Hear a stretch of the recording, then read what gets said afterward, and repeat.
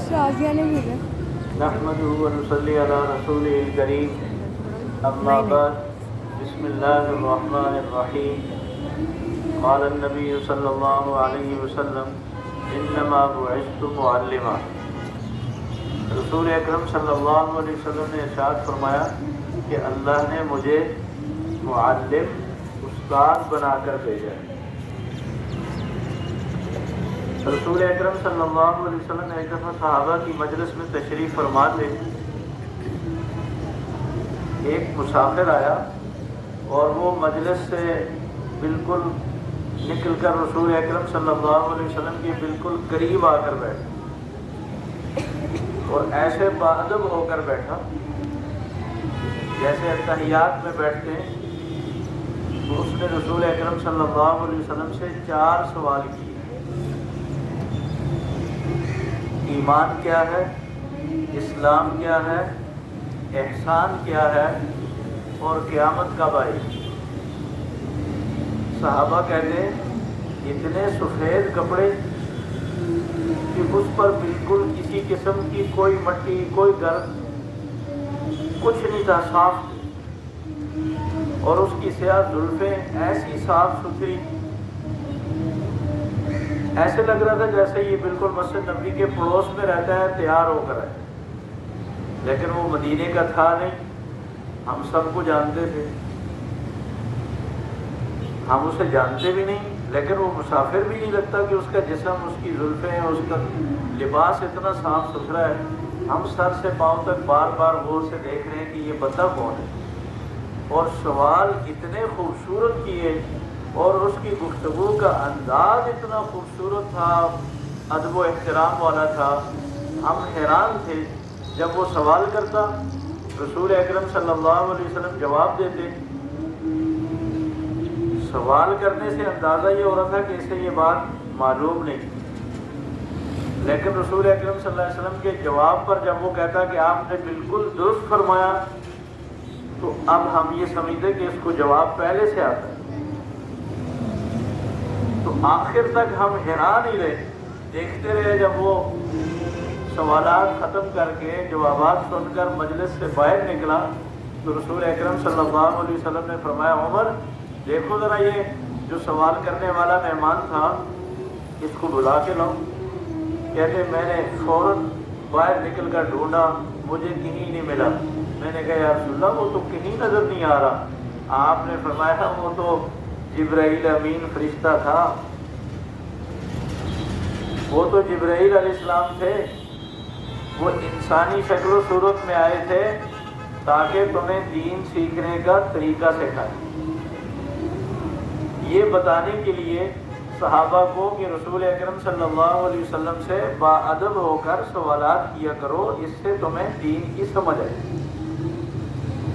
اور آپ کو طریقہ بھی سکھایا کہ ایسے نہیں دور سے کھڑے ہو کر آپ سوال کریں یا آپ کے سامنے اونچی آواز سے بولیں.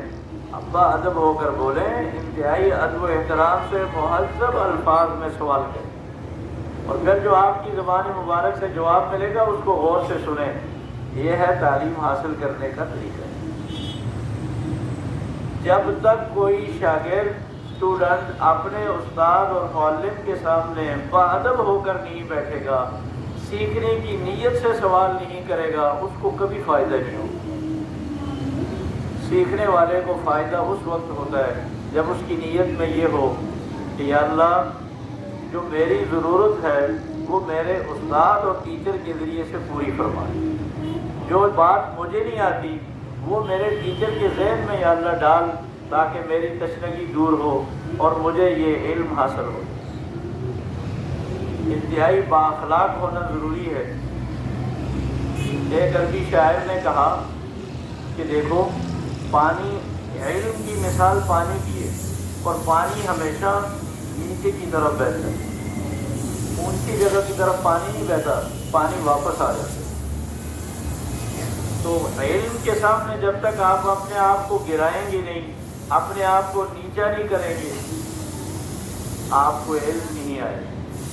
اور اگر آپ اونچا بنیں گے آپ میں بڑائی پیدا ہوگی، بڑا بن کر سوال کریں گے، کبھی آپ کو فائدہ نہیں ہوگا.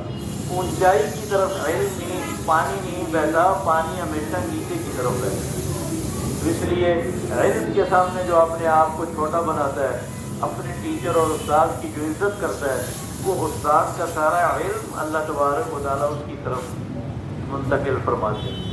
حضرت عبداللہ ابن عباس رضی اللہ تعالیٰ عنہ نے، یہ صحابہ میں چھوٹی عمر کے، رسول اکرم صلی اللہ علیہ وسلم جب دنیا سے رخصت ہوئے تو یہ ان کی عمر 7-8 سال، لیکن بڑی بڑی میٹنگوں میں جب کوئی اہم معاملہ ہوتا تو صحابہ ان سے مشورہ لیتے، حکومت کے معاملے میں ان سے مشورہ لیا جاتا.